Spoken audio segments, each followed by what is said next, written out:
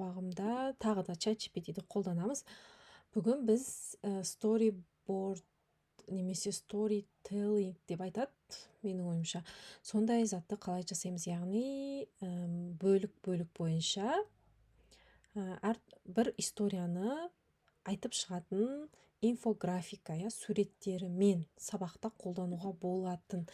Мен енді соған бірінші біз идея сұраймыз. Яғни бірден идея болмаса, табылмаса, соны қалай жасап көреміз, маған мысалы 7-ші сынып оқушыларына арналған биологиядағы бір тақырыпты таңдайын, жасуша тақырыбы бойынша storyboard керек. Ол үшін маған бірінші әр кадр бойынша сценарий жаз дейін. Мысалы ең алғаш рет ғалымның пияз қабықшасынан ұяшықтарды көріп, оны жасуша деп атағаны туралы жазайық деп көрейін, бірінші. Так. Қазір түсінбей жатсаңыздар, қазір болғаннан кейін түсінікті болады бәрі. Экранда әртүрлі ағзалар: адам, ағаш, гүл, көбелек, балық дейді. Бір-біріне мүлде ұқсамайды, бірақ олардың барлық бөліктерінің ортақ құпия бар. Ол қандай құпия деп ойлайсың дейді. Ескі Лондон қаласы ғалым зертханасында жұмыс істеп отыр. 1665 жылы Роберт Гуге.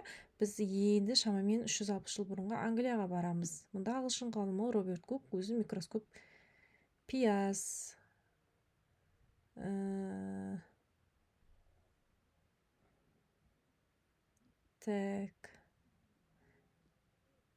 жосшы қалай жұмыс істейді. Өте 12 кадр екен, Онда мен бастапқа 6 кадрды бөлек, 6 кадрды бөлек сурет қылып жасайын, Так, 12 кадр бір параққа сыймайды, немесе кіші болып қалады. Сол үшін 6 кадрды бір параққа, қалғанын екінші параққа жасайық. Так, онда алғашқы бетке төбесіне үлкенірек әдемі етіп, креативті етіп, story деген оқиға, оқиғаның тақырыбын жазып қой. Астына кадр бойынша алғашқы 6 кадрды орналастыр. Оқиғаның кейіпкерлерін, суреттерін жаса. Ашық, анық, қанық түстер болсын. Оқушылардың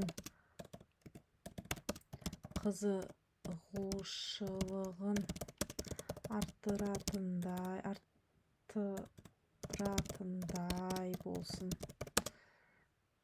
деп жазайық, Қазір көрейік не дейді екен.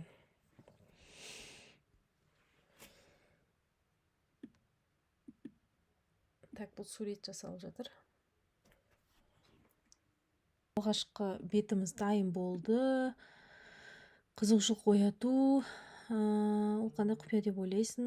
Саяхат, пияз емес тығын қабығын қарады. Ол кішкентай бос ұяшықтар ұқсас құрылымдарды көрді.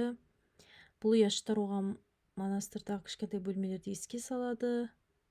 Қазақша бұл сөз жасуша деген мағына береді. Бірақ Роберт Кук көрген жасуша тірі емес еді. Олар тек өсімдіктің өлі қабықшасы. Басқа ғалым келеді дейді. Енді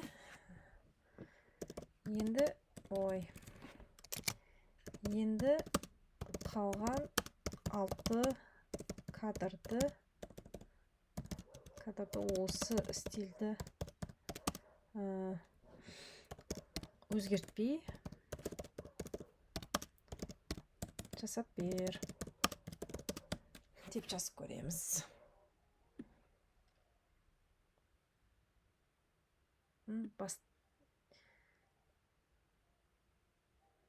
Так.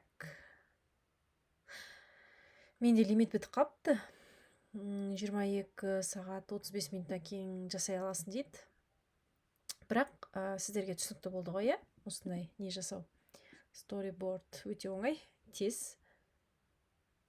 Идеяны ChatGPT-ні өзінен сұрайсыздар, немесе өзіңізде идея болса, соны жазасыздар. Жақсы, сау болыңыздар. Мен каналыма тіркелуді ұмытпаңыздар. Алдағы уақытта тағы да видеолар шығады.